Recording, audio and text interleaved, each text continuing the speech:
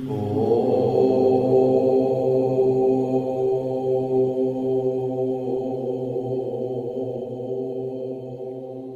मैं एक ऐसे विषय पर बात करने जा रहा हूं जो जितना सरल लगता है उतना ही गहरा और रहस्यमय भी है। आपने अक्सर सुना होगा, ओम नमः शिवाय, ओम श्री गणेशाय नमः, ओम भूर्भुवः स्वः। हर मंत्र की शुरुआत ओम से क्यों होती है? क्या ये बस एक परंपरा है या इसके पीछे कोई आध्यात्मिक और वैज्ञानिक कारण भी है? चलिए आज इस प्रश्न का उत्तर ढूंढते हैं। ओम एक बीज मंत्र है, एक मूल ध्वनि जिसे ब्रह्मांड की पहली ध्वनि कहा गया है। संस्कृत में इसे प्रणव कहा जाता है, जिसका अर्थ होता है वह जो सबका वंदनीय है। ओम का सबसे पुराना उल्लेख ऋग्वेद, यजुर्वेद और उपनिषदों में मिलता है। मांडूक्य उपनिषद में तो पूरा ग्रंथ ही ओम पर आधारित है। ओम 3 अक्षरों से मिलकर बना है। आ जो निर्माण क्रिएशन का प्रतीक है, उ जो संरक्षण प्रिजर्वेशन को दर्शाता है, और म जो संहार डिस्ट्रक्शन का प्रतीक है। इन तीनों से मिलकर सृष्टि का चक्र चलता है। ब्रह्मा, विष्णु और महेश तीनों इस ध्वनि में समाहित हैं। इस तरह ओम एक साउंड सिंबल है जो पूरी सृष्टि का सार है। मानसिक और आध्यात्मिक प्रभाव। जब हम ओम का उच्चारण करते हैं तो शरीर के अंदर एक कंपन उत्पन्न होता है। यह कंपन हमारे मस्तिष्क, हृदय और आत्मा को एक विशेष स्थिति में लाता है, जिसे हम एकाग्रता कहते हैं। आधुनिक विज्ञान ने भी यह सिद्ध किया है कि ओम के उच्चारण से मस्तिष्क में अल्फा वेव्स उत्पन्न होती हैं, जो तनाव को कम करती हैं और ध्यान की अवस्था को गहरा करती हैं। इसका सीधा अर्थ यह है, जब हम ओम बोलते हैं तब हमारा चित्त शांत होता है, हमारा मन केंद्रित होता है और हमारी आत्मा मंत्र को ग्रहण करने योग्य बन जाती है। अब सवाल आता है, अगर मंत्र खुद ही शक्तिशाली है तो फिर ओम को पहले क्यों लगाया जाता है?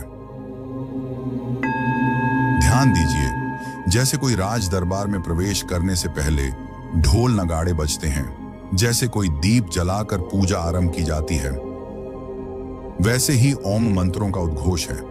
यह हमें बताता है कि अब कुछ पवित्र, कुछ विशेष, कुछ दिव्य होने जा रहा है। आधुनिक विज्ञान भी मानता है कि ब्रह्मांड में हर चीज की एक फ्रीक्वेंसी है, एक कंपन। ओम वही मूल कंपन है जिससे सृष्टि का प्रारंभ हुआ। जब आप ओम का उच्चारण करते हैं तो आपकी नाभि से लेकर मस्तिष्क तक ऊर्जा का प्रवाह होता है, जिससे आपका शरीर और चेतना संपूर्ण ब्रह्मांड के साथ ट्यून हो जाती है। इसलिए किसी भी मंत्र के पहले ओम लगाना मंत्र को ब्रह्मांड से जोड़ने जैसा है। मंत्र अनलॉकिंग की है और ओम उसका पासवर्ड।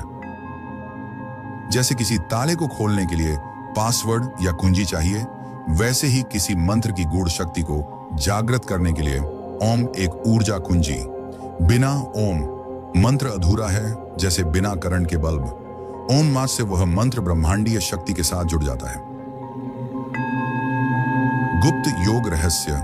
हमारी 3 अवस्थाएं होती हैं, जागृत, वेक, स्वप्न, ड्रीम, सुषुप्ति, डीप स्लीप।